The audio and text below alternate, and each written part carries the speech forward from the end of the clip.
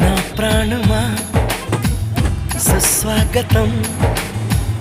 నీ దేశమా ఈ జీవితం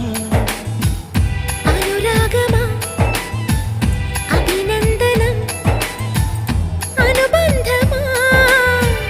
శుభవందనం నీ కోసమే పుట్టానని నా ఊపిరన్నది ఏ నాటికి విడిపోనని చెప్పాలనున్నది మరొక్క మారను ఆ మాట మనస్సు వింటుంది పదే పదే ఎదని